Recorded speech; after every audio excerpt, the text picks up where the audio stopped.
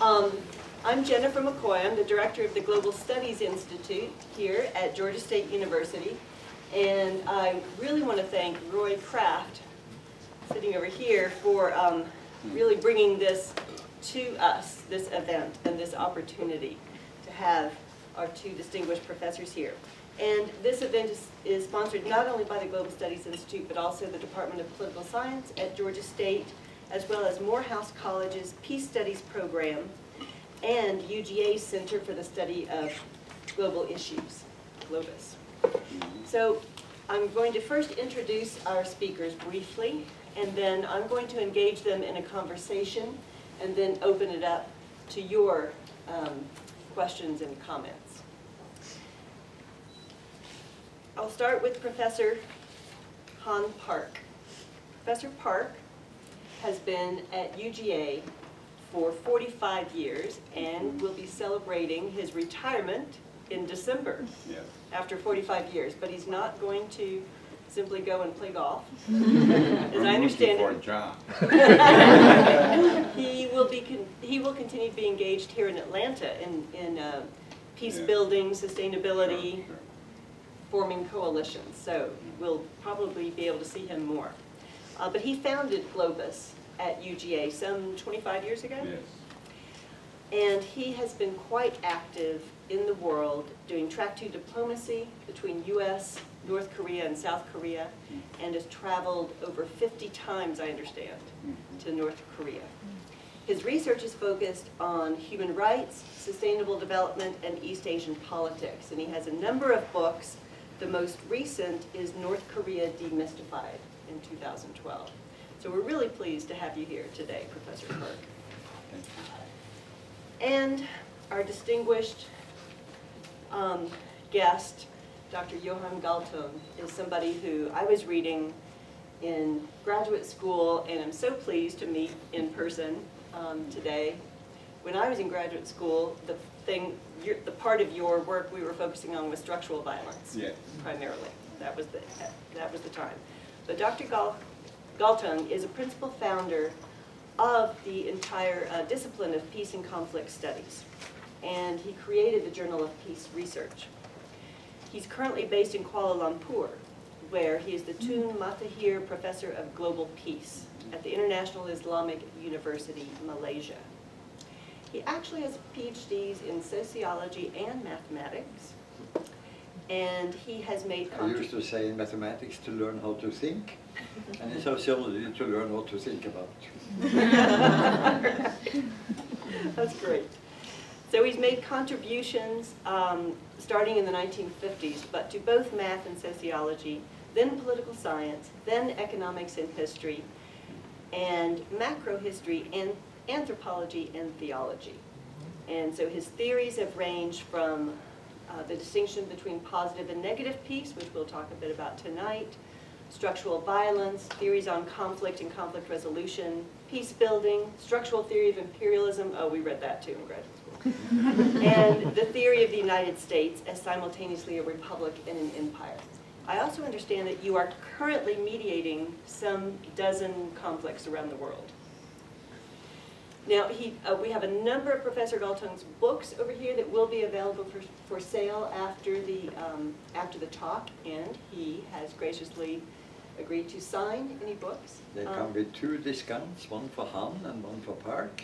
And they cost 10, 15, and 20 bucks, which is a steal. But you get it with my signature if you would like to have that. All right. So let me start a little bit. What I'd like to do is talk a little bit about the concepts that you both have worked on concerning positive peace, and particularly in the world today, and then get into some of the questions about, in the context of the horrific events that we've witnessed in this past week and recently, how can we really achieve a change in the world?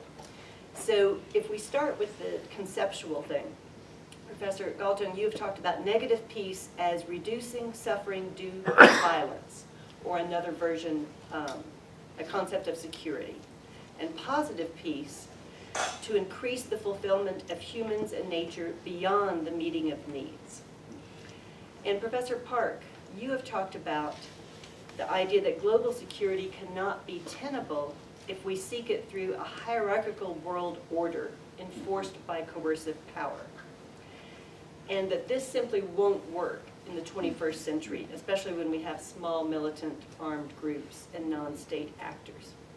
But you both talk about the concept of peace as harmony, as mutual benefits, as win-win solutions rather than zero-sum solutions, as the concept, as Professor Galtung says, of solution versus victory, and as Professor Park says, oneness out of diversity.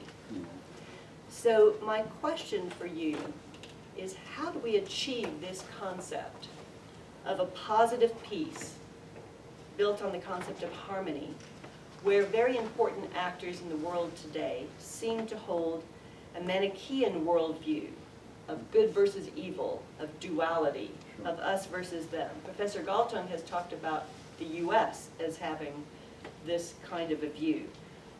Graham Wood wrote an influential article in The Atlantic recently talking about ISIS with this kind of view. So how do we overcome this kind of duality to get to the oneness out of diversity, the harmony, the solution approach? Professor Park. Yeah, sure. I'm nearby here. I'm kind of part of the host, Southern hospitality, before exposing you to all this hostile. To the pack of wolves. I like to become your shield. Yeah, we peace, obsessed with people, peace. Those people have some personal stories. I'm pretty sure Johan has his. And I got interested in peace, not just cognitively decided. I was born in the middle of Chinese Civil War, Mao Zedong, Chiang Kai-shek, and the warfare then was so brutal. In the absence of sophisticated weapons, they used bamboo spears and machetes and so on. They were very brutally murdering people. As a little child, always I asked myself, why do they do that? Why do they have to kill each other like that?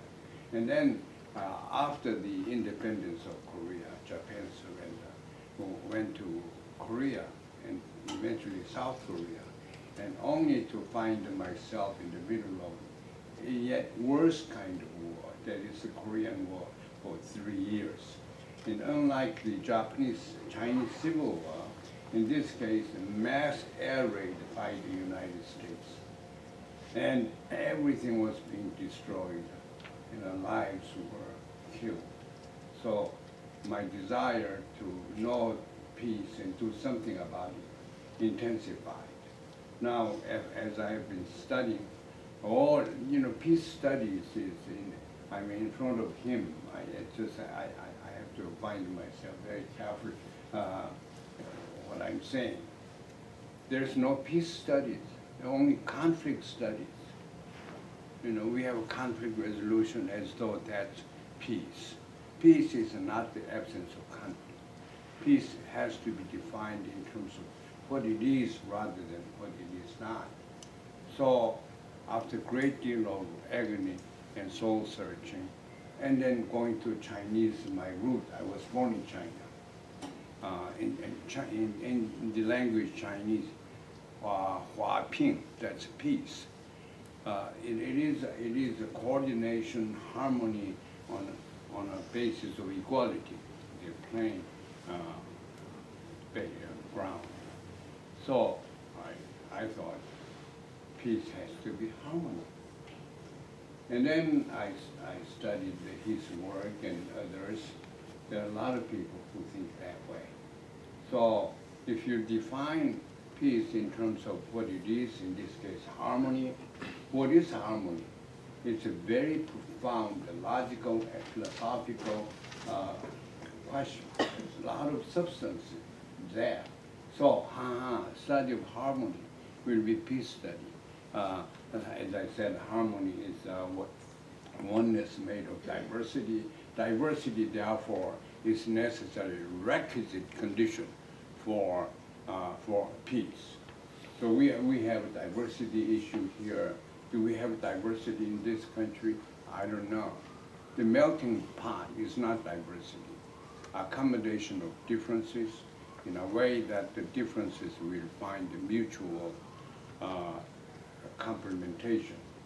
So from there, I've been teaching and developing, and how can we build a harmonious relationship at all levels of social complexity. And if you ask that way, psychology, sociology, economics, philosophy, even theology, all these questions will come in. So peace study is truly interdisciplinary and content-wise very complicated, rich discipline or subfield. So well, now we have to really study peace in terms of what it is, not what it is not. So that was my. Well, I agree with what you say, and but it's my experience that you have to try to make the concepts more precise and more operational, so that the concepts indicate what you should do. Let me start with negative peace. If you have a ceasefire, an armistice, you have negative peace. If you have absence of violence, you have negative peace. That's already something. And it means that the negative golden rule is practiced. Do not do unto others what you don't want others to do to you. It's already something. Should not be underestimated. But it becomes a little bit more problematic when you ask the question, how do we get it? And in this, by necessity of the shortage of time, very brief formulation, there are two keys to negative peace. The United States fails on both of them. Negative peace is indispensable, and it also fails on the 5 aspects of positive peace. So US comes out with -7. And let me just say that as an encouraging beginning. Now, that doesn't mean that there are not exceptions. MLK Jr., but I'm thinking of Washington when I now say United States, as a geopolitical actor. So the 2 things to do to obtain negative peace are conflict solution and trauma conciliation. Why? Let us start with trauma. It's the wounds of the past. And the popular saying that time heals all wounds is pure nonsense. They are just down there somewhere. And don't underestimate the trauma of having been the traumatizer. Today, Germany is more traumatized by Shoah than Israel. Israel is calculating how much they can get out of it. In Germany, it is a very tough, deep psychological problem that is sort of configuring the whole behavior of Germany.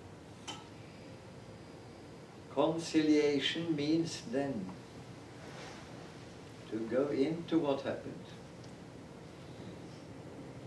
find out why it happened. I have done it about 10 times. It's very, very difficult. I have done it, for instance, between Armenia and Turkey.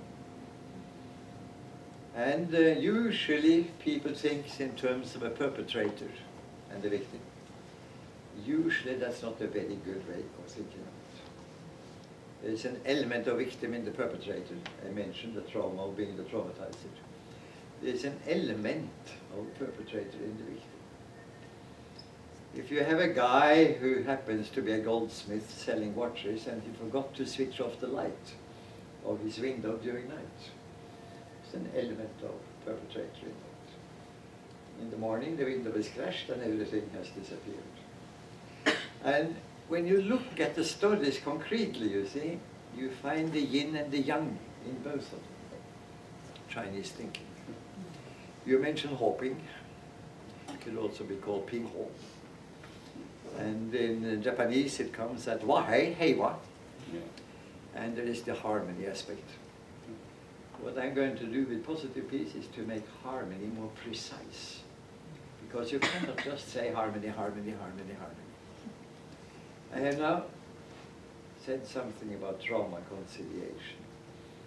In it, you are not only investigating the past and trying to reach some kind of consensus about what happened. You also have a process where one or both don't apologize, don't fall into the Christian American trap of shaking hands and apologizing. That is not a formula that is valid around the world. You distance yourself from the act. The formula I advise very often is, I wish it were undone. I wish I could undo it. You see, the whole I'm sorry, accept your apology and so on is very culture bound. I can tell you what the other civilizations would do, but we don't have time right now. The point about it is, it's difficult and there is a future component. The ideal thing is to decide some positive peace in the future. If you have a marriage that's broken up, and I'm quite often mediating in broken marriages, I've done that quite often, only 25 times, but in 10 different countries. And sometimes I get a little bit bored because the stories are quite the same all over the world. And they are quite unimaginative when it comes to infidelity, so I'm sometimes hoping for something new, but okay, that's the life of a mediator. But what I wanted to say is this. They have two very important things to establish positive peace on: the relationship to the children and to property. So I say, try to handle that one better. And try not to say, to kill the good things in your marriage. Bad things happen, okay. If you kill the good things, you commit partial suicide. Keep them alive. Okay, conflict solution has not to do with the past. We do trauma conciliation to try to remove the cause of revenge, vendetta, which may flare up at some point. It may flare up in the marriage. I'll never forget what you said 20 years ago. Handle it. Conflict is something else. First you have to get a definition. And don't fall into the Anglo-American trap of confusing conflict with trouble. Trouble is too close to violence. Conflict is problematic, yes, but here's a precise definition. Incompatibility of goals. I want something, you want something, they don't go together. I want something, I also want that. They don't go together. The moment you have that definition, you immediately have the definition of solution. Solution is to make it go together by making them compatible. How do we do that? We introduce something new. We make some little change in reality. There's something new that suddenly makes them see, that's interesting. But I'm sure he won't go for it. And I then say, I just spoke with him, and he said, that's interesting, but he was absolutely convinced that he shouldn't go for it. That happens very often. And behind it is, of course, also the idea that they are not fully interested in solution. They are also interested in giving him a solid wrapping, which is what he deserves. So you have this mix of motives going on. My experience is you have to make the solution so attractive that they simply go for it. We reject the formula win-win. Because win means that I get my thing, and the other win means I get my thing. My wife, my Japanese wife, says it's win-win plus alpha. You give them something extra. And I'll give you a couple of examples. that you have to propose. But you propose only after solid dialogues with him to find out what you can build. I was this morning listening to 56 channels on US television in my hotel, including Disney Channel. They were all of them as removed from television, from the reality, as the Disney Channel. So the Disney Channel was a good introduction. It was all about Paris, it was all about ISIS. Not one single word about trauma. Not one single word about conciliation, not a word about the conflict, not a word about solution. It was sheer nonsense, bullshit from beginning to end. What did they talk about? They talked about only one thing. Will it work? There were disagreements about it. What is it? The violence. Will it work? Not a single positive idea. Nothing, of course, about positive peace, but not even about the root causes for negative peace. That's the culture you live in, ladies and gentlemen. And you know it. I have lived in this country only 16 years. And I started much before most of you were born. I was professor at Columbia University from 57 to 60. And being 85, I have an advantage that most of you don't have. I have a long time perspective. You see, of course, I had no children, and when I became 60, I got an honorary doctorate by a Buddhist guru who says, Professor Galtung, your childhood is now over. Now, just keep in mind my perspective of what a child is. So, he said, the next 60 years, you may show what there is inside. If you live less than 120 years, you have managed your life badly. I was sitting there, but have few wisdom. The genetic span of a regular human being is about 120 years. But we do a number of stupidities on the way. Okay, we leave that aside. I have now said that conflict solution is basic. What does it mean? Well, the method is, as Professor Park points out very often, and I totally agree, not negotiation, but mediation. I define negotiation as continuation of war by verbal means. Why do I say that? It's a question of winning. You enter a room, you have opposite positions, and when you are through with it and you have signed a compromise, the journalist will ask, who won? The good question, of course, is, was it a good solution? Not who won. It's done by means of debate. The French word for debate, for debating, is débattre. Battre means to beat with words. Mediation uses dialogue. You can define dialogue as mutual questioning. How would it be? How would it look like? If you could imagine going into the invasion of Iraq, 19 March 2003, asking some question marks about what you did. Well, could you imagine that we had an international commission doing that? It would help an enormous amount. Enormous amount. You can imagine the quarrel about the composition of that international commission, but it's okay. We are used to those quarrels. So it is always questioning. How would you react if we? And so on. I'll give concrete examples later. I'll just say, why do we do it? Because if the root of a conflict is incompatible goals, also called a contradiction, then you may easily get the idea, it's not the goal that stands in my way, but that guy or that country.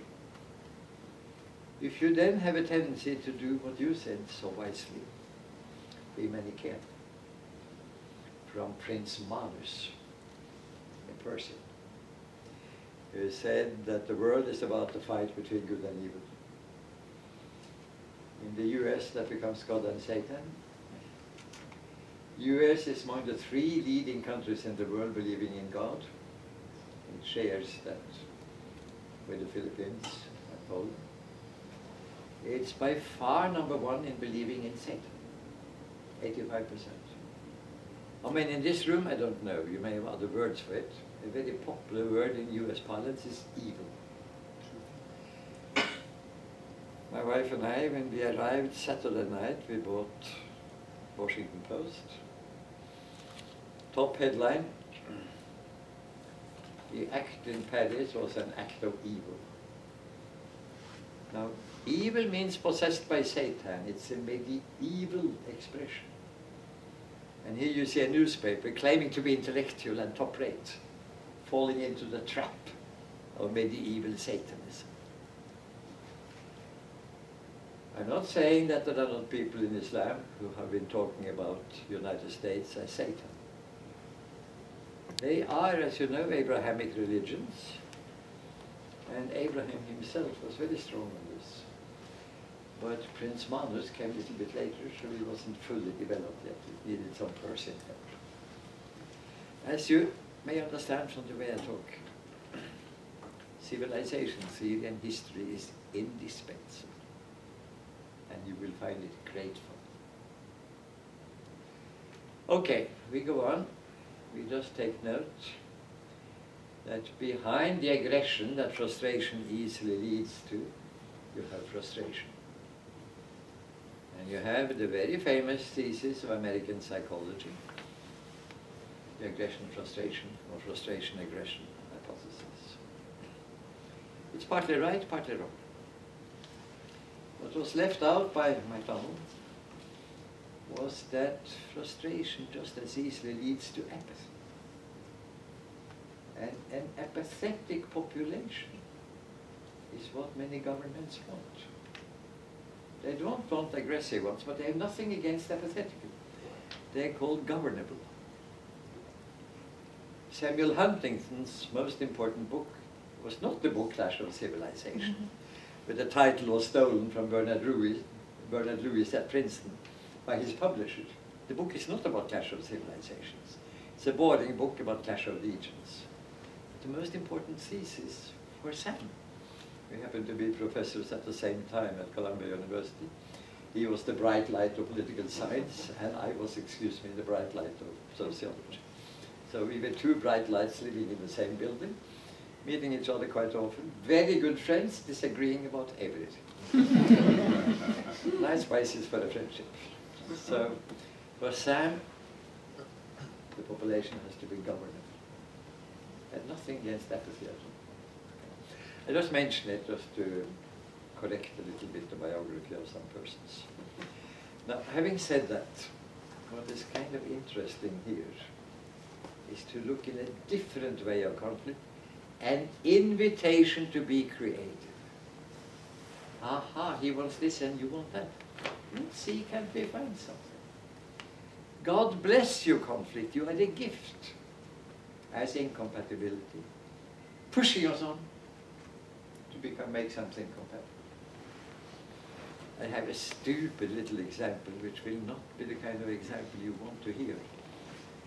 But I remember my wife and I on honeymoon, having married in Tokyo, and my car was stationed in New Delhi because there was no road. I wanted actually to drive to Tokyo, but there was no road.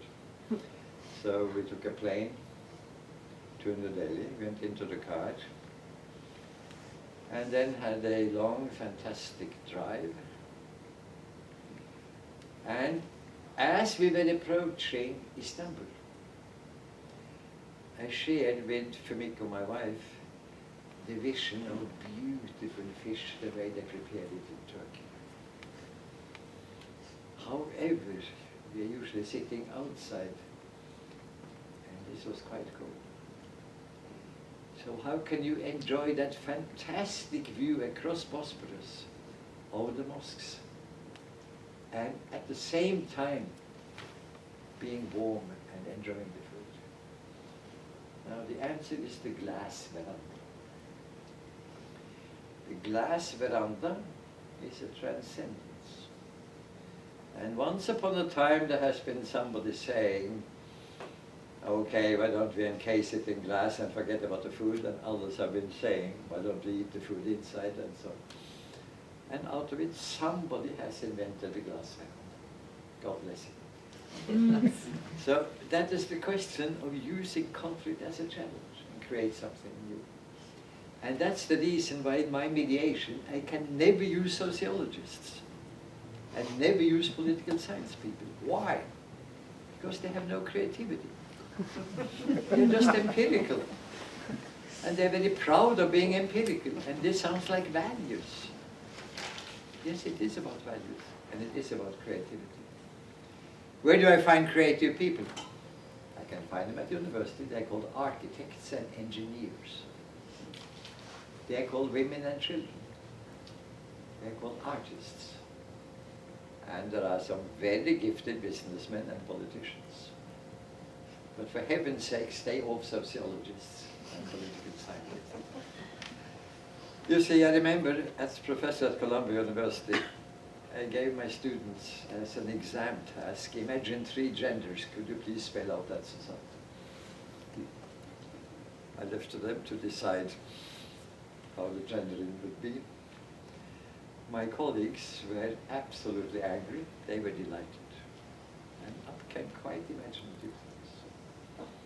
Shall we go for a marriage 3 at a time to have all of them in it? Or shall we have 3 bilaterals? And things of that kind. You see, the moment you have something that stimulates creativity, you are in the business of mediation. But I have now said something about the United States. If the United States should go in for conciliation of all the traumas it has caused around the world, they are in for a big business called the trauma business. And in the US, you always add the word business to things. So if somebody, some bright American becomes a specialist in it, he's guaranteed a fortune. Guaranteed a fortune. Because he will have, to be quite precise, 248 military interventions since 1805 by Thomas Jefferson in Libya. 248. I am relatively convinced most of you didn't know that number. One of them is called the Vietnam War. That's one. Some of them are small. That one was a little bit big. But it was a military to impose US will. It left trauma behind. Now, how about the US ability to conflict solution? Well, for conflict solution, you have to have mutual questioning with everybody, whether you like them or not. I have been sitting tete-a-tete with Al-Qaeda, with Taliban, with Hezbollah, with State Department, with Pentagon. I'm not saying they're all 5 among my favorites, but I am fascinated by trying to find out what they think. What do you want? So let us say that I have as an opening question to Taliban. What does the Afghanistan look like that you would like to do? And I have the same opening question in State Department.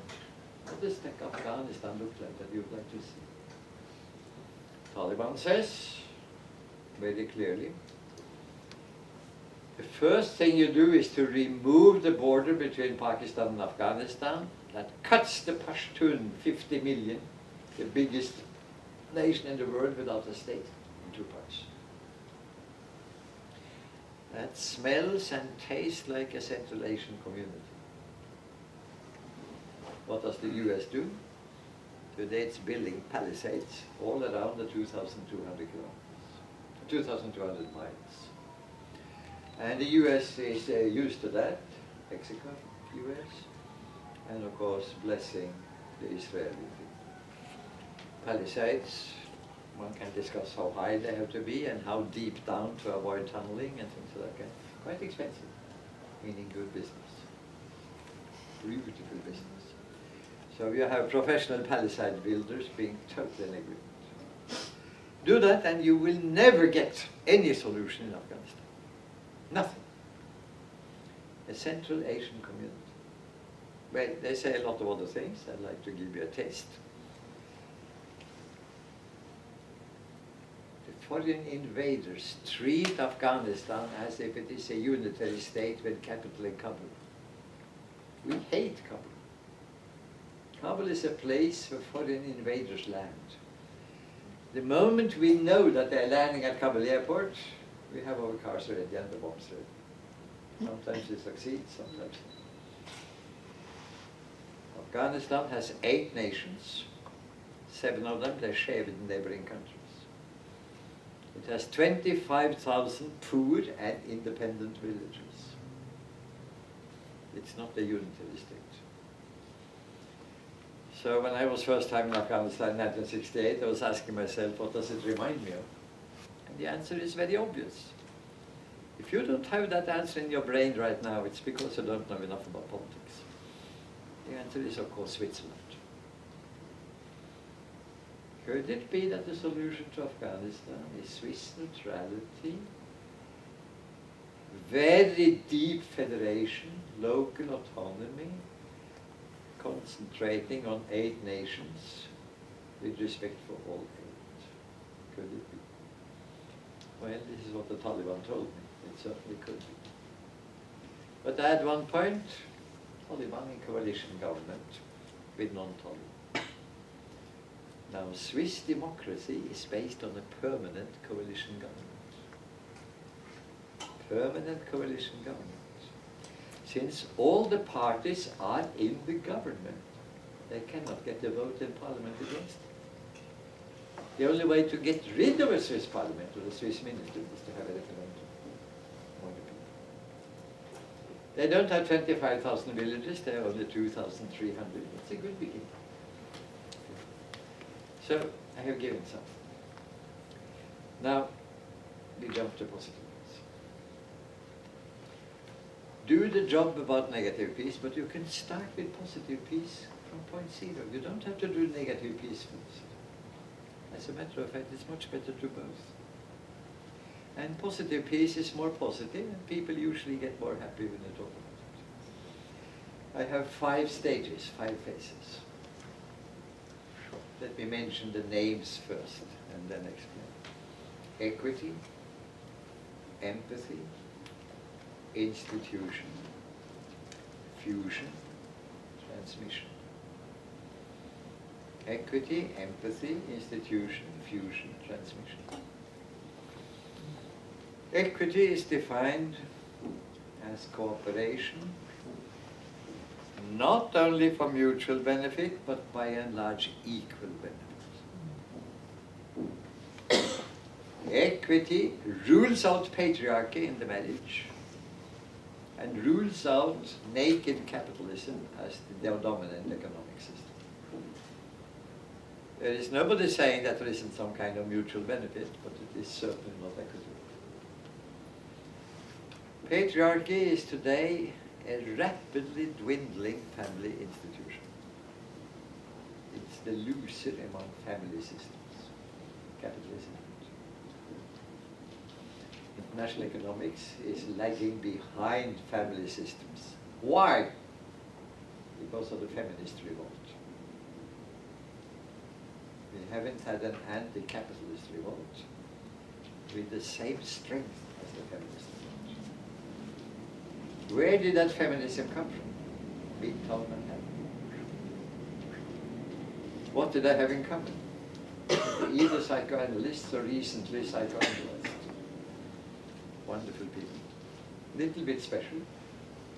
Most of them Jewish, like most people in Manhattan anyhow. Only 70%, that's a good beginning again. Okay. It spread. It was a message whose time has come. We know about backlashes, but we know that there is a general push in that direction. Great. Next point is empathy. I'll define it. And if you say equity plus empathy, you get my definition of harmony. You see, I have no problem with the word harmony. I only have the problem that I want to make it more precise. Because if I say cooperation for mutual and equal benefit, there are 3 things to work. We cooperate. We both benefit from it. But see to it that how much we benefit is not too high. Here's the definition of empathy.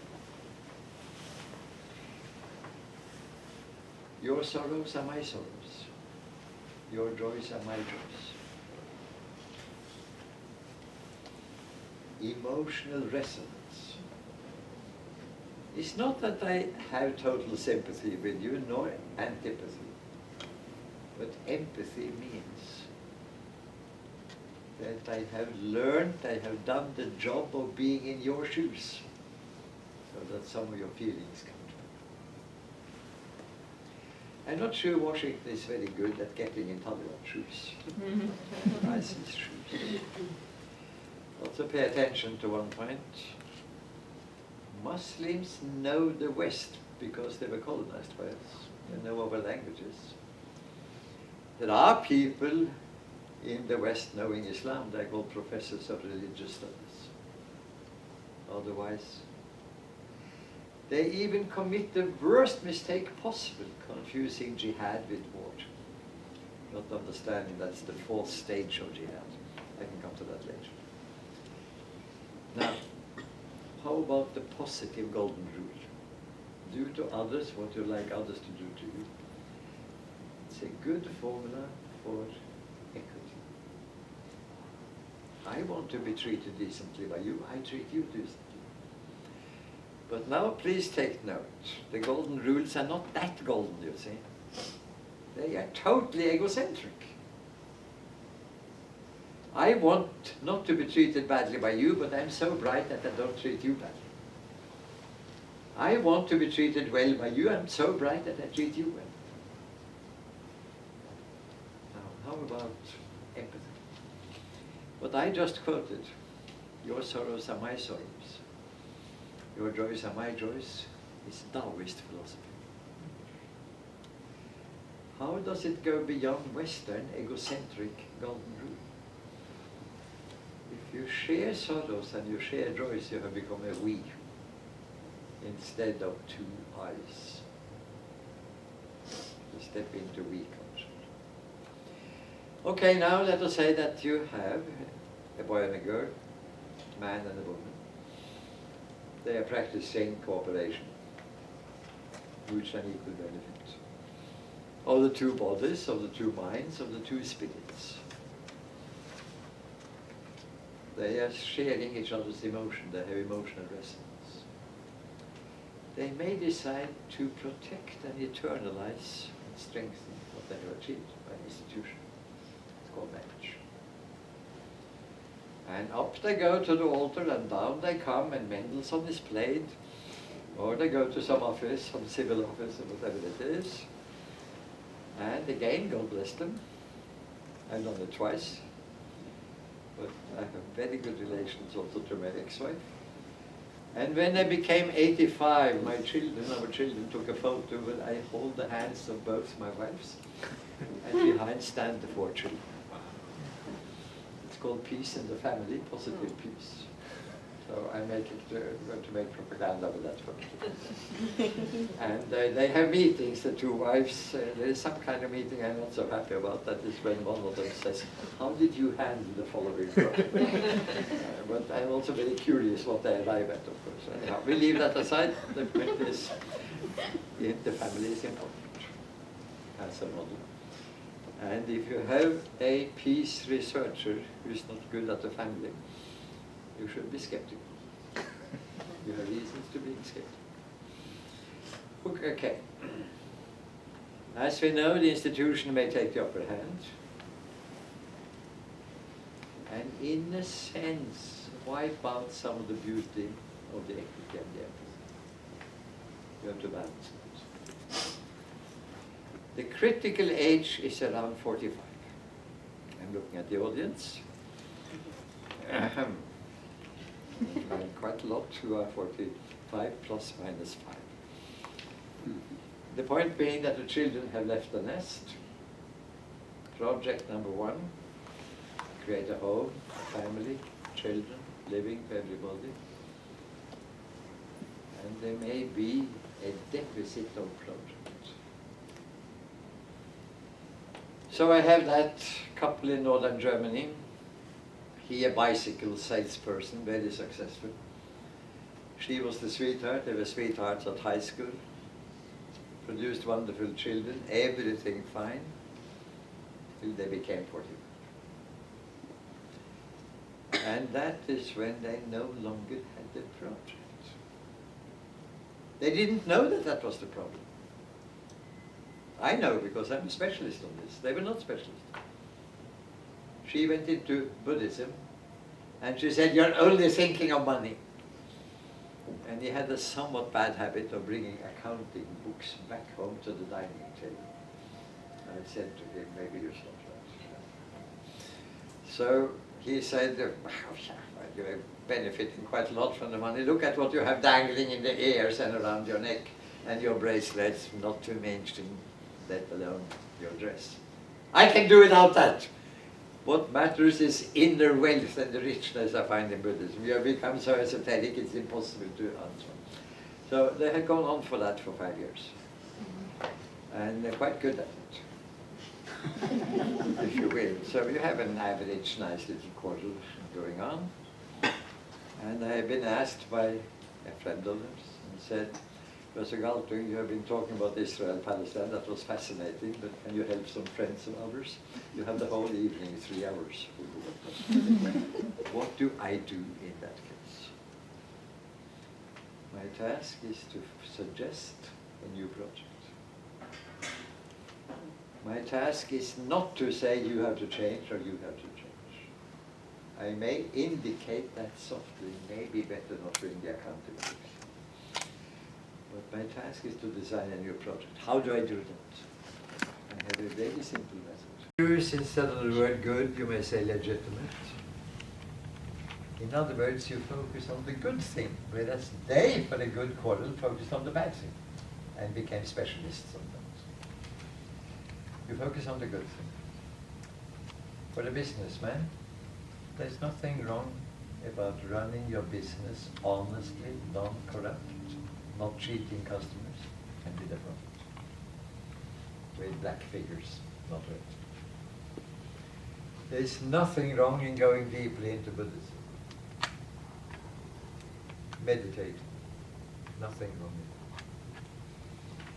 So I proposed, and you have to do that in a very modest way, not to impose. And it is much easier in German with the subjunctive mode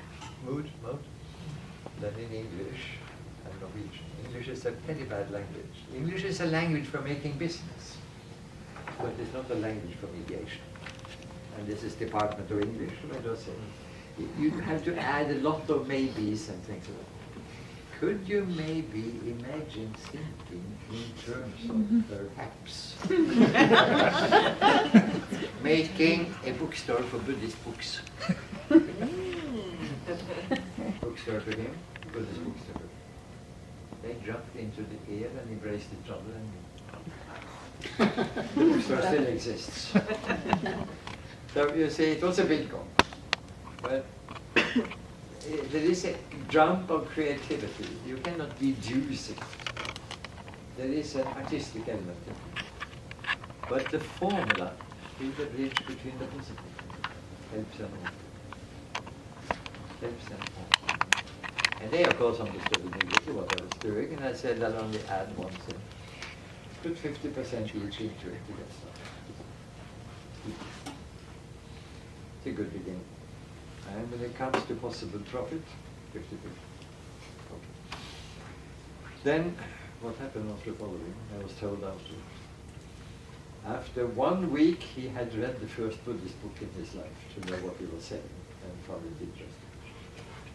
She was doing the accounting with red and black pens. So did I started understanding each other. It's an element of good luck, but you see, it is win-win. He wanted to continue business as normal. She wanted to continue Buddhism.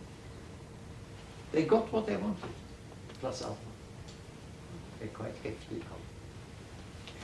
So I've gone into that case because it's very easily understandable. We don't have time for an international case. We'll see how the time is running. But let me now go on. the bookstore became their institution. That linked. And you could imagine that it now becomes just a question of profit for the bookstore, and that the Buddhism starts withering away. You could imagine that, and he starts forgetting his bicycle shop. The institution takes the upper hand. So watch the balance. Stage 4 is fusion, and we have a word for it. Two persons have been married for a long time, my Japanese wife and myself, 46 years. They have been looking at each other's facial expressions so many times that they start looking the same. They have still some gender differences, but they start looking the same. They move the head in the same way, and things of that kind. It's quite fascinating. I love it. Absolutely. It can go more or less if, of course, they have adjusted their opinions to each other, maybe keeping some differences as spices, and the fusion. The European Union came as far as to the institution called the European Union, but they never managed the fusion called the United States managed that one. But it took 100 years after the Civil War. It took Jim Crow. It took 100 horrifying years between Appomattox and Greensboro, North Carolina, and the Woolworth Lodge Company. I have been there so many times, and I've given talks at that place and so on. I had once an acquaintance who also was a good friend called MLK Jr., and he used the concept of positive peace in a letter from the Birmingham jail. Now, the point about it is now, of course, the following. The United States managed that. And to bring together after the Civil War, we know it has problems. And the problems are coming up now. We know that. It's not perfect. But some United States of America came out. It's a horrible geopolitical actor, but it has done good things for its people.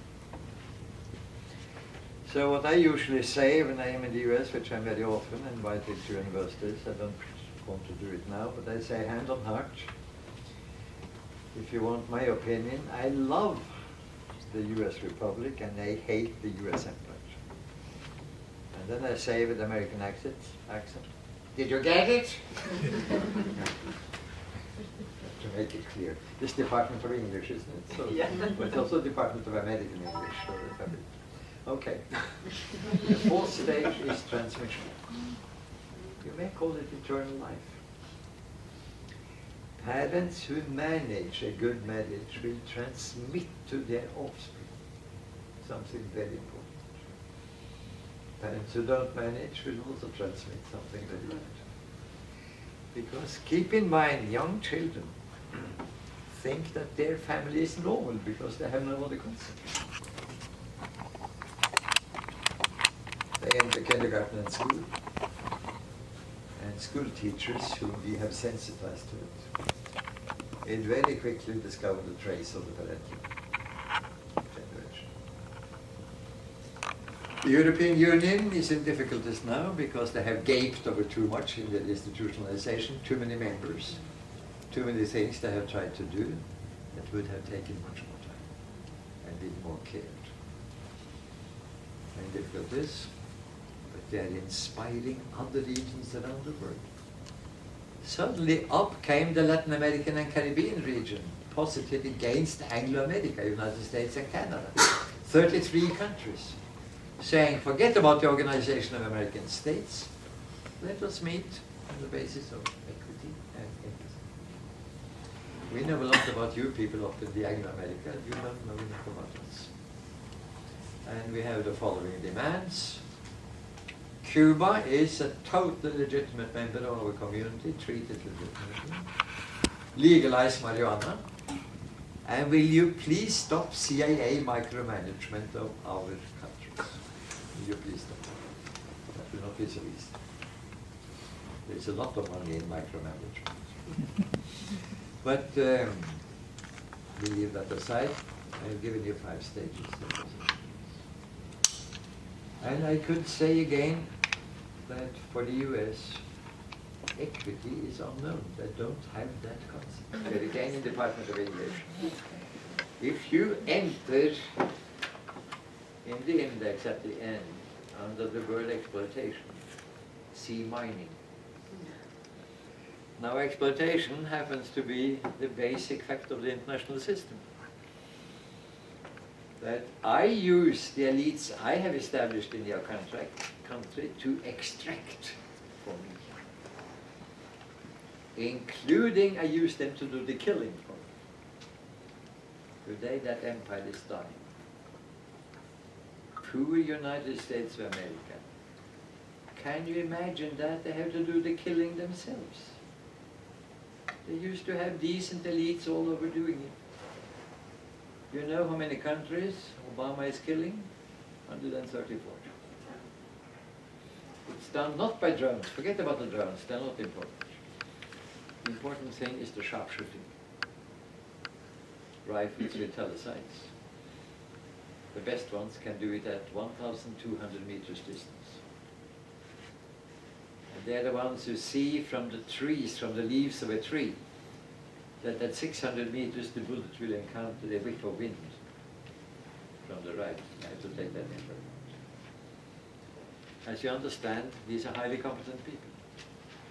And the local CAA has pointed them. He's going out for a meeting at 10 o'clock. Could you hide behind that tree and take him out? That's called in English. Not take him in. Inside you.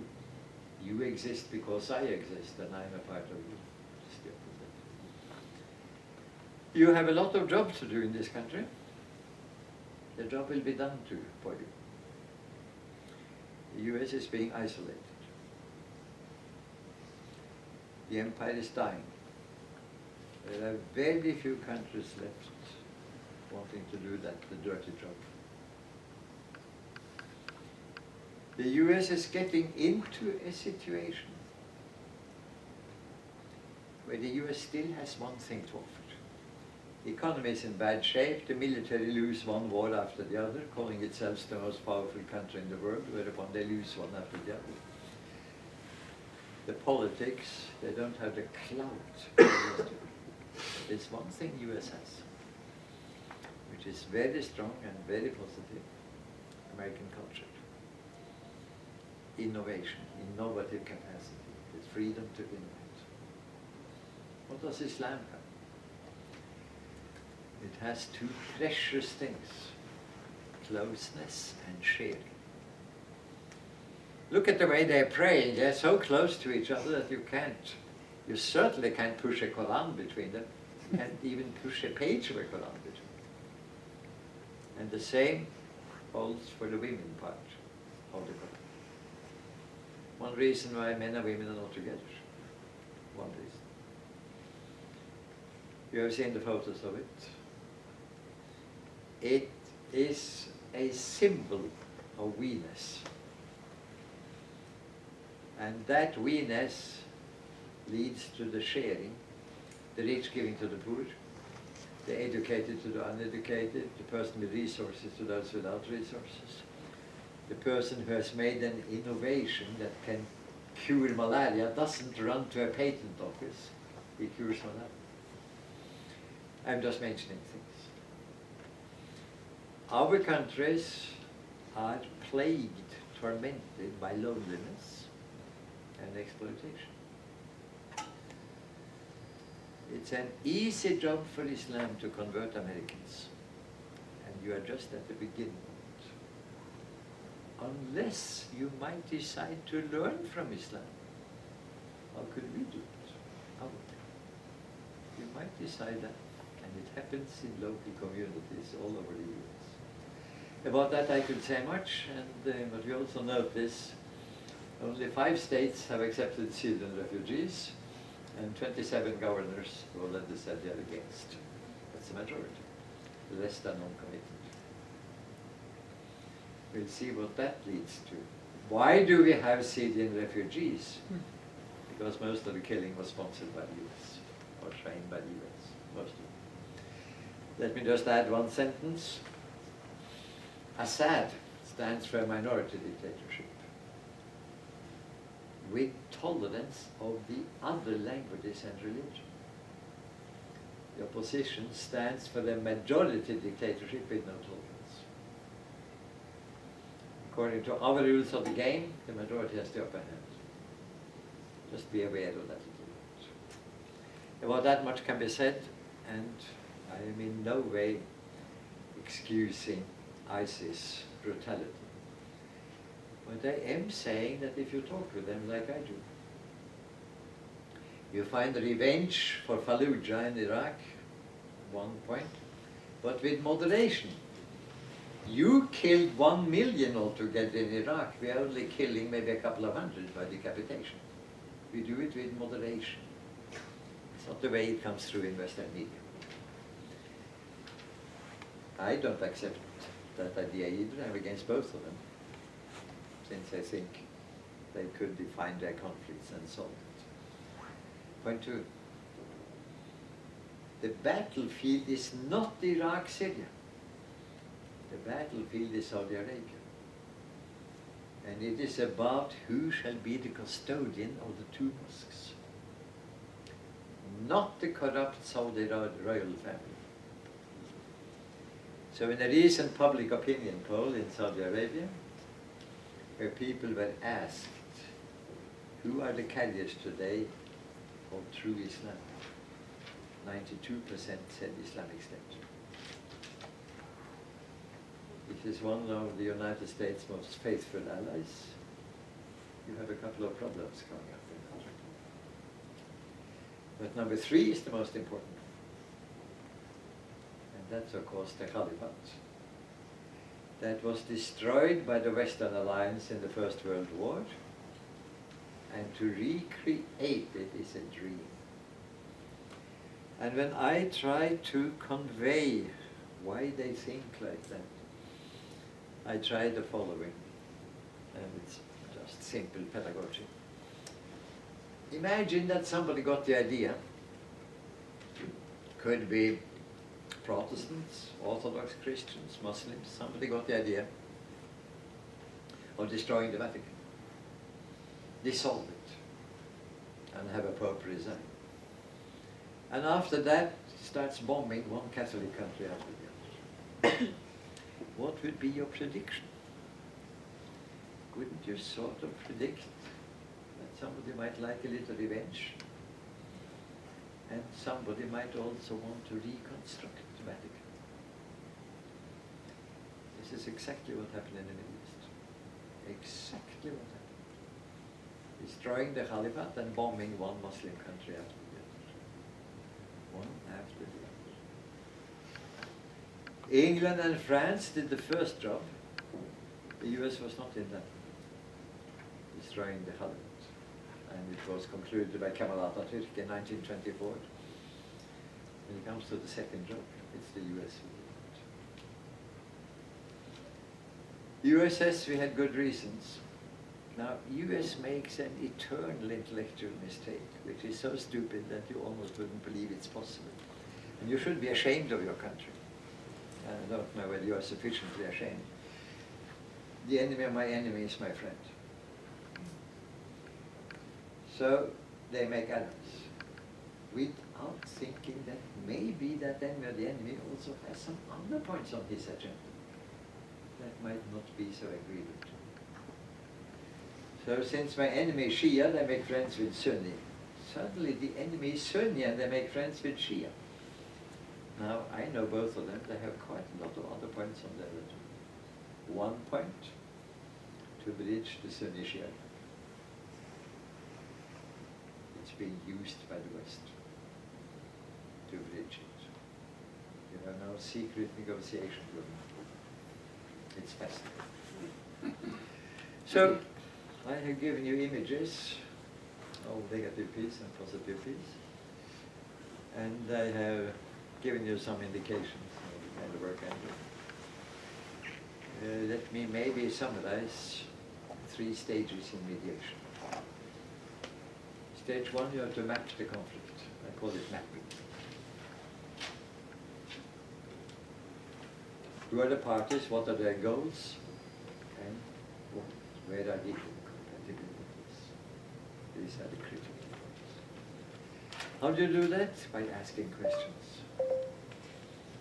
Who in the world are good at asking questions? Journalists, psychologists, and physicians, when they're trying to get at symptoms for a diagnosis. Make use of those people. Number 2, I call it legitimation.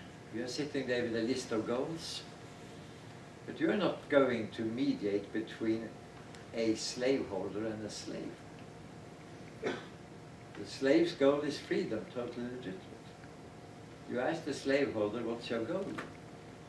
My goal is, he says first, to put these black people in the right place. They are animals on 2 legs. And slavery is just the way we treat cattle. Other cattle would be animals on 4 legs. Abominable. We're not going to mediate between them. So we look at the goals and we shift between legitimate and non-legitimate. But then we go back to the slaveholder, you see. And now comes the point. Why do you run this cotton plantation you have with slaves? I want to make money for my family. Aha, is that your goal? Could you imagine other ways of making money for your family? What other ways are there? I could say, how about making a cooperative? You liberate the slaves and you make a cooperative. Could even be they work better. Could be that you get more out of it for all of them. And you lift the level of the slaves. And you give up this idea that you had of justifying what to do. So you see, I call it legitimation. I might not only discard the illegitimate goal, but help the party in designing a legitimate goal. In other words, not to say you're illegitimate, bye-bye, it was bad to see you, have a horrible time. But in the sense, inviting him into the game in a new way. You see the point?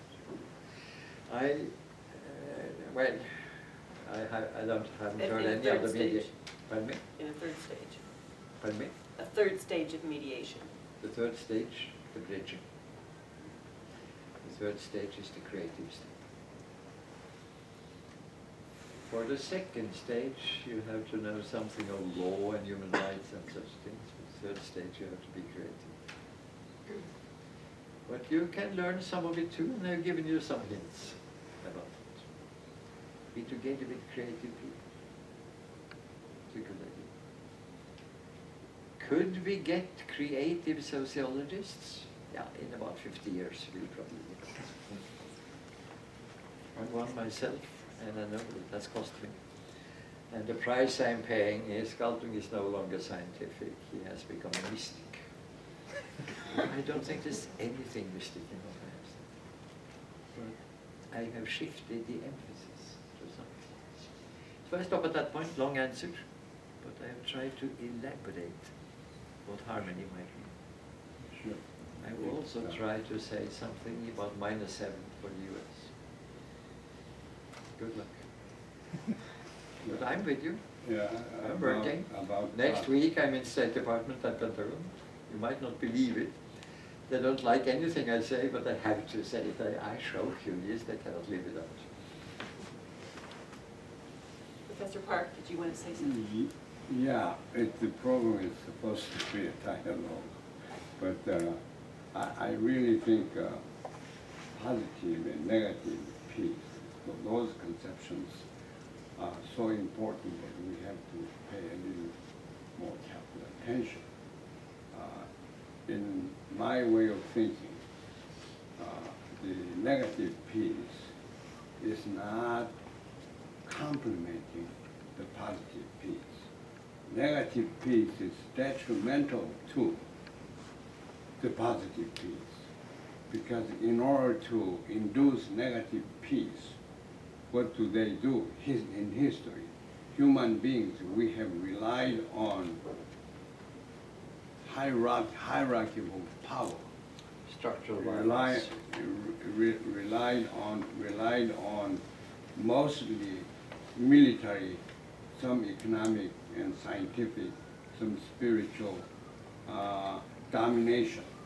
The world history, if you look back for 2,000 some years, for 2,000 solid years, the world was dominated by a hierarchy of players placed in the vertical order. And then everybody has tried to elevate the position in the hierarchy through military means. So unless we change that, the military is so, its destructive capability is there, and proliferation of weapons is there.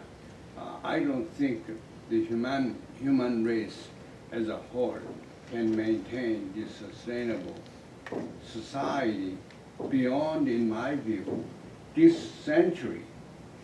This century, I don't know, I don't think I will live through this century. I'm fine, safe. But some of you, maybe certainly you children, there may not be the arrival of the 22nd century for us to welcome. And that desperate, if you look at the different angles that really threaten human existence, from environment to self-destruction to all kinds of structural violence intensified. And of course, the health of the emotion and psychology of mankind. So it's going to be unlivable. Truly, we cannot have that unless we change the vertical order, which is basically based on the security paradigm, the security principle. You know, in order to win a war, what do? We accumulate more weapons, use more weapons to destroy and kill more. That is as though only acceptable definition of winning and or losing. That's not. We don't seem to have definition of winning in contemporary warfare involving terrorism. So that, you know, in my view, unless we change the paradigm from security, not in addition to security, but from security to peace paradigm, I think we all do. Now, peace, I said harmony. You know, harmony is something you can feel. It's going to be pretty hard to logically develop the structure and nature of harmony. But if you know, it's a common sense. If you enjoy music, you know, you can see, you can feel, you can recognize what harmony is. I mean, there's no perfect harmony, but every harmony can be improved. So here you have, you know, if you go to an orchestra, sit down. I played the violin myself, and it's so soothing. If you hear the harmony, even the strings are in tune. You will see the harmony. You will hear the harmony. It's just so soothing. You know, your soul will be elevated. So it's not that difficult for us to recognize what harmony is, because harmony is there. It's common sense. We can see the harmony. And intellectuals try to mystify what is obvious. In this case, the harmony. So harmony is finding a way of togetherness through developing mutual dependence, mutual indispensability. That relationship is harmony. So it is possible. You know, talk about incompatible. I don't think there's any pair of things in the world that are incompatible. They are made incompatible because people wanted to make them incompatible. And therefore, the conflict, the outcome will be coming to you as the victim. So here, the positive peace, if it is harmony, it's commonsensically. The problem is science and education is a process in which we expand the realm of common sense rather than mystifying the commonsensical. So we have wrong kind of, and I'm ashamed of being an educator for 45 years. I haven't done much. Education is deeply flawed in this country and beyond. And the government too, you see, if it's a harmony, analogy, you know, profound message can be put in some sort of analogy. So you have orchestra. What are some of the important elements of an orchestra? You have to have a conductor. Who is the conductor in political orchestra, political system? The government, the president, politicians. They are given the authority to extract resources from us and have a dictatorial position. And then the conductor is there. Conductor is important. We know who is a good conductor, who is not so good conductor. Conductor must have the music score. Scholars and thinkers in the society are music writers. Are we writing music? In other words, are we problem-solving policy recommendations that are feasible and doable? Are we doing it? No, we failed. We had an excellent talk by Professor Galtung today at the University of Georgia, SPIA, the School of Public International Affairs, for the entire faculty members. The attendance was not even 10%. So that much people are not concerned about.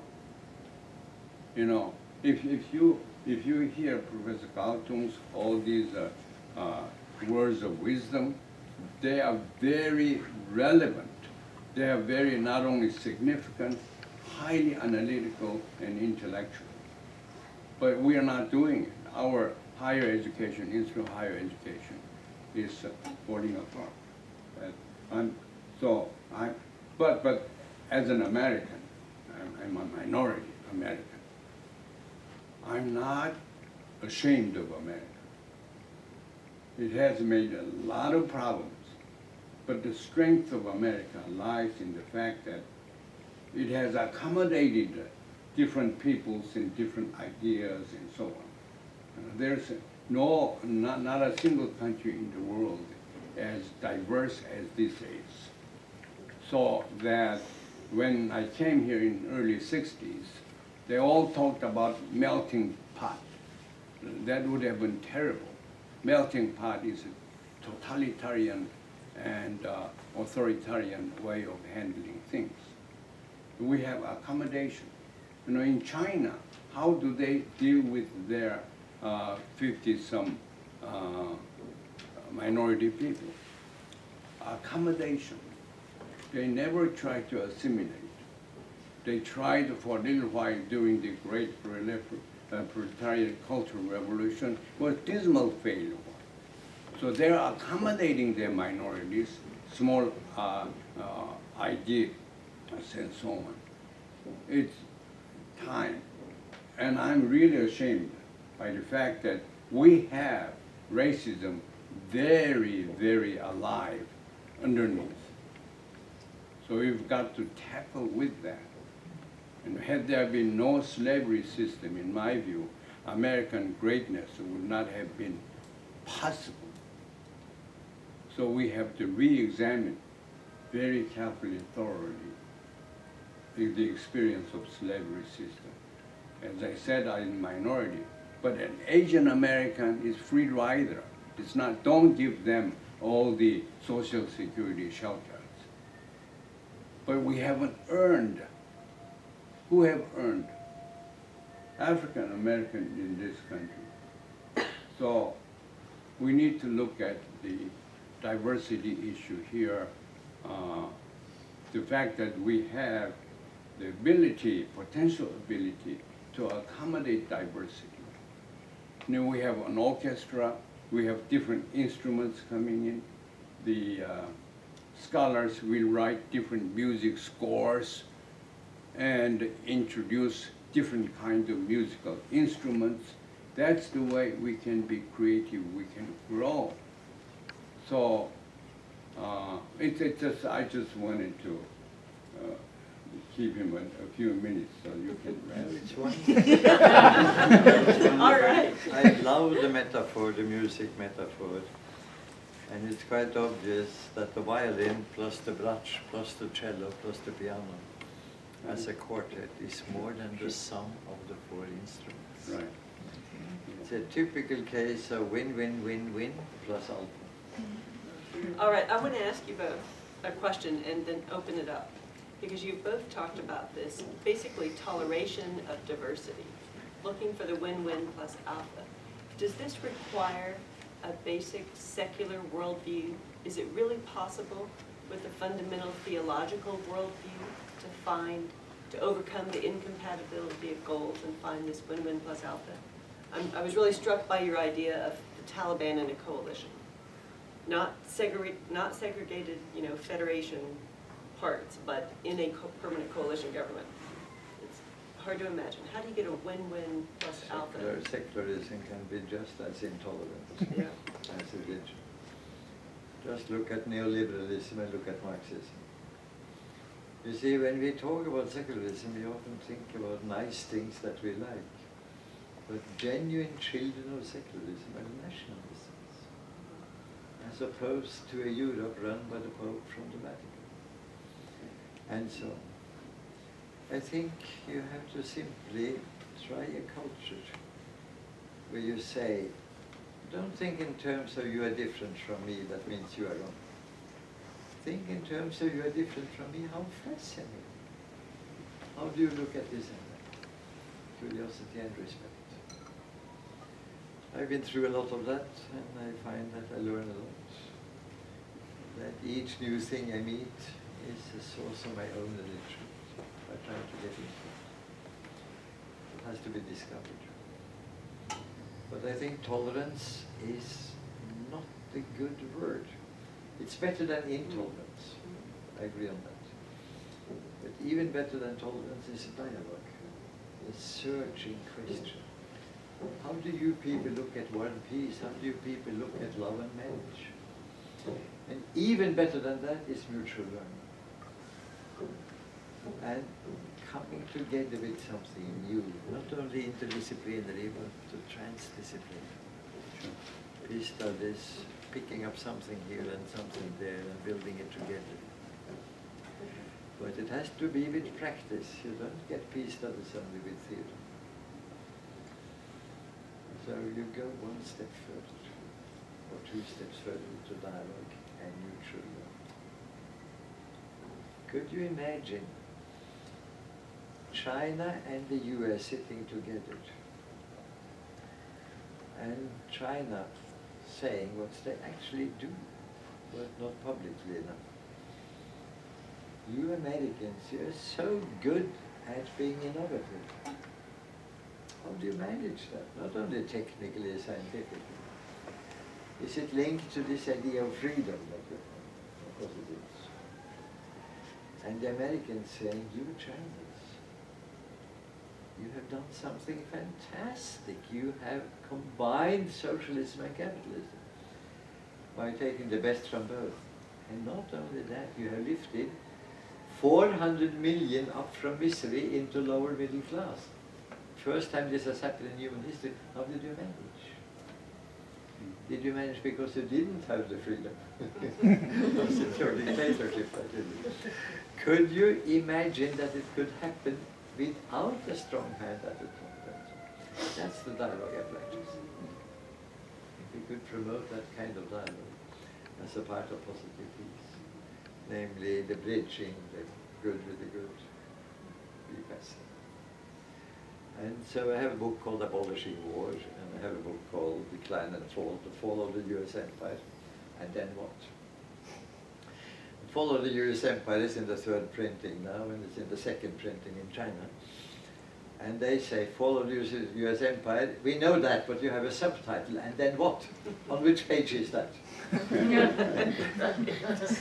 Well, there are some ideas about that then what. And one of them is Anglo-America in equitable relation with Latin America. And I mentioned the example with China. ISIS, you have to use military defensively. Then you have to sit down with them and try to see what would your caliphate look like. They have a related concept called Ummah, which is the community of the believers. And again, I say arrogantly, since you probably don't know it, let me just spell it out for you. There are 1,650 million Muslims from Casablanca to southern Philippines. Very many of them in deserts. They like sand. Some on islands. The Ummah comprises all of them, and it is dotted with about 1 million mosques and Sharia courts. And the head of the mosque and the Sharia court is the Imam. These Muslims believe in small communities. What do we believe in? We believe in world government, preferably with ourselves on top. Now, could these two utopias come together? Could you have a kind of world government system that facilitates the local community? It's the kind of dialogue of civilization. The Muslim utopia is beautiful. And there would be 1 million imams, and they would be running the court system at the same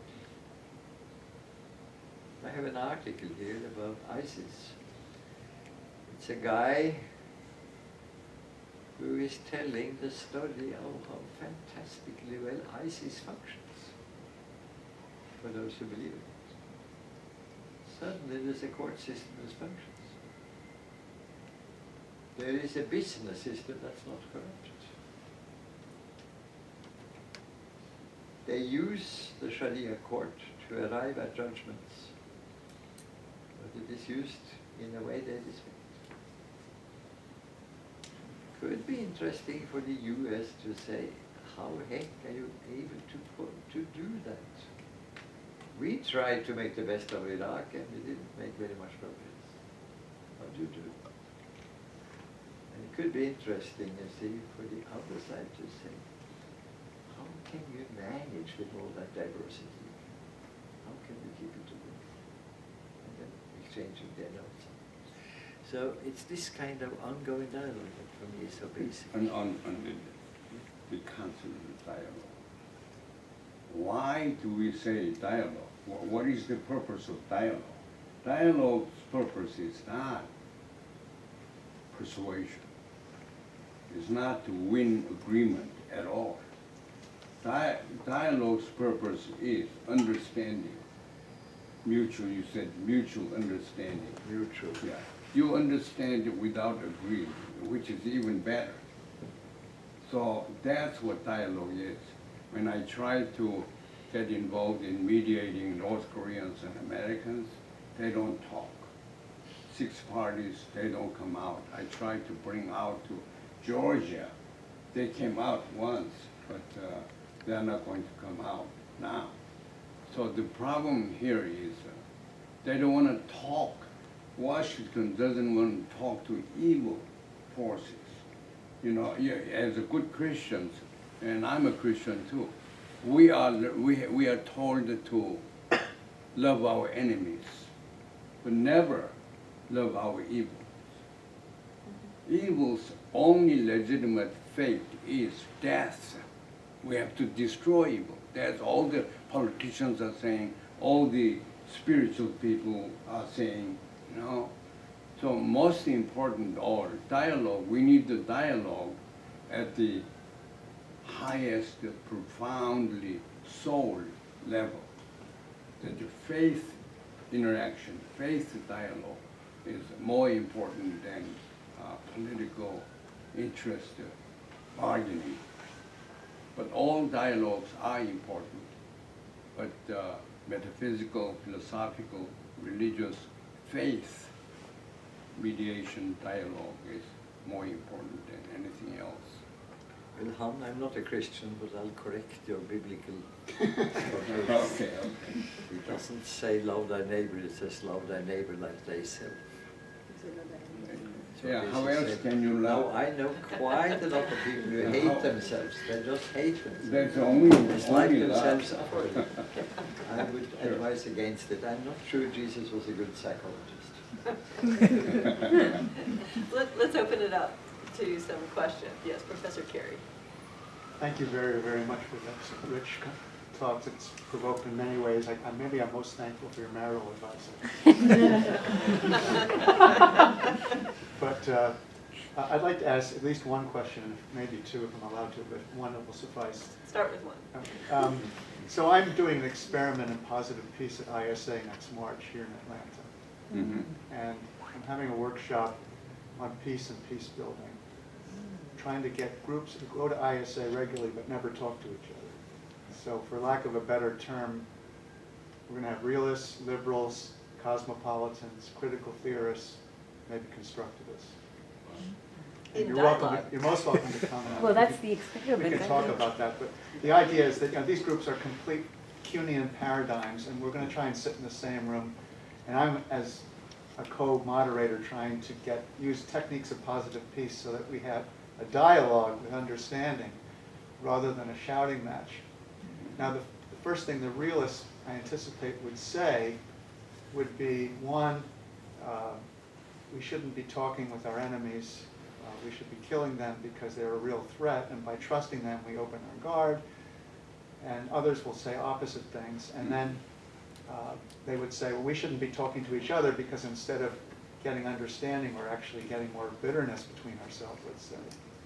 And the realist would say the positive peace is trying to do too much too soon at the same time, and you get future shock, to use Alvin Toffler's book's title as an example. So I am interested, first of all, in whether you think this is even a good idea. And don't worry about offending me. And more importantly, how you approach such a dialogue among two groups that are quite empirical and two groups, let's say, that are more creative in trying to build bridges, have fusion, have transformation. I think you have made a mistake from the beginning. That's what I feared. Don't bring them together in the same room. Wait with that. You see, what I recommend is you as a mediator have a talk with them alone, each one, to try to find out how they think and to try to identify positive points. Then you bring them together, maybe around a bridging question. But if you bring them together from the beginning, they are trained in seeing the negative in each other. And they're very proud of it. And they may be grateful to you for giving them a chance to tell the other side how bad they are. Because you have done them the enormous service of bringing them together. Chew on that one. If you already done some The agenda's open, we can change the agenda. Now, another way of dealing with the same problem is all contested hot issues don't bring to the table from the beginning. You socialize as human beings. Ask about their children, their school, their hobbies, and these things, and that's the way I've been doing North and South Korea. initially they don't want to even sit across the table. And of course, sometimes you need a little lubricant called the liquid. Be careful with that one. So, If you have Muslims and Buddhists you, in the room, we may you get can into approach problems. these very contested issues and very strategically phase so that you can deal with it toward the end. Can be done that way. I classify Americans as tablomaniacs. It's a person who wants to bring people to the table. Now, if it's a dining table, you know more or less what to do. But if it is an examination table, it might be a good idea to be prepared. My suspicion is, of course, that there is a conspiracy of carpenters behind the whole thing who want to sell tables. Table makers, I believe in conspiracies. So talk with them, have a simple room. For heaven's sake, don't sit opposite. Don't sit parallel, 45 degrees. Have a small table with liquids, with liquids. well selected liquids. And let them sing songs that Absolutely, let them do that. Yeah. But don't put incense in the room and soft Yeah. music. What did I say? Make it neutral and simple. Be dressed in a neutral way, nothing fancy and things like that. Yeah. When I brought North and South Koreans to my basement in Athens, Georgia, I had a karaoke machine. I played those songs that were sung before the division. So they had a common songs they could sing together without ideological. So those things, once they sing together, it's different mood. A couple of drinks. But you bring together It's coming back. I know, I think it's time. I recommend very much for the parties, learn a little bit about the other party before you meet. Let me give you an example. I was for 1 year Council of Europe's top expert on relations between Christians and Muslims. And in a sense, if you will, dialogue of civilizations. And I was sitting there next to the Director General with 44 members, education ministers in front of them. And I said, if you are in this kind of business, there are a couple of things you should know. And this happened 1 month before United States attacked Iraq. So I said, if you talk about United States, about America, and you reveal that you have not the slightest idea what 1776 is about, don't be surprised if the Americans are skeptical. Now, it so happens that the French are also involved in it, because of the closeness to Syria. You talk, and the French get the suspicion that you have no idea about 1789, the big revolution. They would not like it very much. If you talk with Iraqis, and you make it clear that you have no idea what 1258 is about, panic in the room. Total, complete panic. Of the 44 education ministers, 6 were Muslim. They were beaming with delight. They were grabbing me and carrying me physically in the room. The Director General said, would Professor Galtung reveal what 1258 is about? I said, and he said, I suggest we take a tea break. And we have good libraries, maybe it will be revealed. Well, it was the massacre of Baghdad. It was organized by the grandson of Genghis Khan in cooperation with the Catholic Pope. And the Catholic Pope addressed the grandson with the words, "Your Serenity." He killed 1 million, the Serenity, and he probably had some instructions. He saved all the Christians. He killed them. You see, if you enter Iraq and you don't know 1258, you don't understand that they saw the American invasion as a continuation of 1258. But not with rapid small horses, but with missiles. And their big question is, where is the Pope? And John Paul, the Catholic head, the Polish Pope, said no. He probably knew the history. As a matter of fact, I knew him quite well. Yes, he knew it. He knew the significance of 1258 because people interpret it in the light of past happenings. So I'm just saying that the minimum of knowledge doesn't make any harm. We have a few more minutes. Another question? Yes, Brent. I have a question about, well, thank you so much for this very enlightening talk.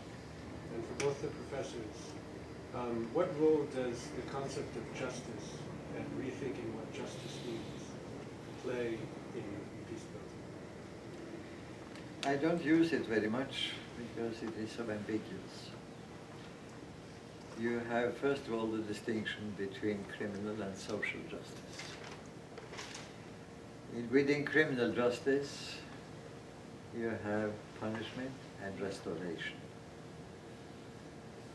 Within social justice, you have equality and equity. Equality you can get by distribution, by welfare state, taking from the rich, giving to the poor.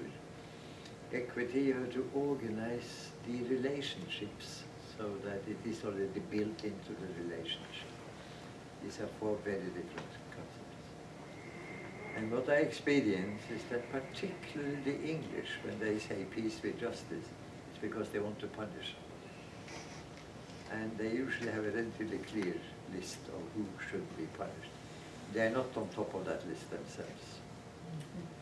Now you have on the other hand equity, which is what I stand for. So I would rather prefer to say justice in the sense of equity. Justice in the sense of restoring the social relations. And so on. Not just the word justice. Doesn't work. Professor Burke? The concept of justice is overused to cover almost anything. So that doesn't mean much. However, if you look at countries around the world, great countries with some legacies and histories, they do have certain inclinations, certain obsessive beliefs. So, say, living here for over 50 years, I found out that American core sense of rightness is not justice. It is fairness. I've never encountered the concept of fairness the way I found it here in this country. When you say you're being unfair, that is a very grave indictment of the character of the person. So fairness is what we have developed in this culture. In Japan, I might say it's a shame. You know, you should be ashamed. That is a really ultimate insult. In China, maybe righteousness or there are different kind of ideas. And Korea has some ideas. So it is important for us regional specialists, country specialists, to turn up the core value system in different countries and examine the countries' do's, don'ts in terms of those values rather than justice or equality too, or liberty. If you have a CEO who makes $1 million per month and the worker at the bottom makes $1,000, you have a relationship of 1,000 to 1. In the Nordic countries, we have the idea that 10 to 1 is already bad enough. We could live with 5 to maybe even better tutored. Mm. So, I totally agree with the idea of fairness and unfairness. Inequality comes into it. Mhm. But you always have to take the word justice and sort of interpret it and make it more precise. The United States is not going to live with 1,000 to 1 for many years more. You will have the reaction against it. I have a number of ideas about what will happen, but we don't have time for that. But we have time for something else. I am more optimistic in the sense that you are, Han. I think we'll survive a couple of 100 years more. A couple of them. You see, the point about it is, if you have gone through history, we have survived quite a lot of things. We're quite good at it. And I have one little formula which applies to the US and Israel, the two most belligerent countries in the world. Number 3 is United Kingdom. But United Kingdom now has some doubts. And United States and Israel are both chosen by God. United Kingdom was chosen by United States, which is not quite the same. It's like a moon relative to the sun. But you know, it's a little bit of chosen. Very interesting. It's a conservative prime minister. She's now distancing. Of course, the Labour, not prime minister, but the top man at Labour, is very strong. And the point I'm making, it's a figure that I'm working very much on called the tipping point. The inner doubt, the tipping point is near. And I think it is near for both United States and Israel. There is no verbal expression. They talk even worse than ever. And I think they believe it less than ever. And they talk loudly to try to drown their own doubts in their own decibels, to put it that way. Sooner or later will come the point, the tipping point. How can we help them? Well, my point is you help better positively than negatively. Of course you can critique them, and that's being done. But if you can work out in some detail that on the other side of that tipping point is a quite beautiful landscape. That, for instance, United States of America could join a Mexoscan, North America or Mexico, United States, Canada, with Mexico at the same time being member of Latin America. Could be beautiful. Americans, innovative as they are, could focus on making a beautiful society. With a fantastic task to do. You may not be aware of it, but a leading conservative Swiss bank discovered the other day there are more people living in misery in the United States of America than in China. China has 4 times your population. More people live in misery. I'm not saying poverty. Poverty means that you have little. Misery means that you have so little that it hurts. There are more people in that category in the United States of America. Many people know this. And this is Donald Duck or Donald Trump or whatever he's called. The word Donald points in McDonald directions and all kinds of things. There was an editorial in New York Times about the Donald Trump I would like to have. And he's saying he has to be independent of the Republican leadership. The good thing about Donald Trump is his independence. But I don't want him to trump the way it is. If he could simply say, we are fighting the wrong and unnecessary wars, we should try to accomplish. And point 2, lift the bottom up. The Donald Trump of my dreams is, well, I'm not quite sure I would focus the dreams on Donald Trump. But, I mean, there is freedom of dreaming the way you want. So, let me only say, I think the tipping point is near in both United States and Israel. Netanyahu has gone too far, and the neoliberal belligerent leadership has gone too I do not identify tipping point with presidential elections. They may just reconfirm what is wrong. But it will come. It will come, and I have sort of fixed myself. It will come before year 2020 in both countries. I will be 90 at that time. I'll be around to celebrate it. I might even come to Atlanta, Georgia, at least by Skype. Let me say, I am pleased to hear this optimistic view at the end, because that was going to be my other question. This is history, you see. This is Yeah. what has happened. Well, And that's but why to we have survived a lot of things. Yeah, but to see that you think that these two countries and others can actually learn, instead of simply, as the empire crumbles, as you both predicted, you know, my question was, isn't somebody else just going to come up and create the new hierarchy? You've given a more positive, I think you are, as you said, more optimistic than Professor Park, but Well, we don't put the wedge between us. I share the idea of being realist with my brain and idealist with my heart. I don't know exactly what's going on in the world, and let's spare no words about it. At the same time, I know how it could be much better. And we've had 35 successes. Pessimism was based on the fact that we don't seem to be correcting our acts. Our acts. Mm. If the security paradigm must be replaced by peace paradigm. If we are capable of doing that, we can live very long. I think America, for the reason that America is more capable of accommodating differences, diversity, America can be an important leader in the creation of peace paradigm.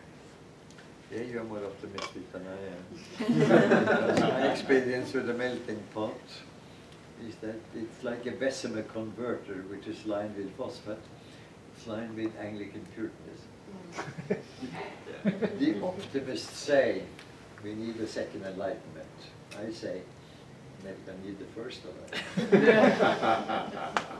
let's So we're a thank little our bit different. Yeah, our Americanology is a little bit different on that. let's thank our guests.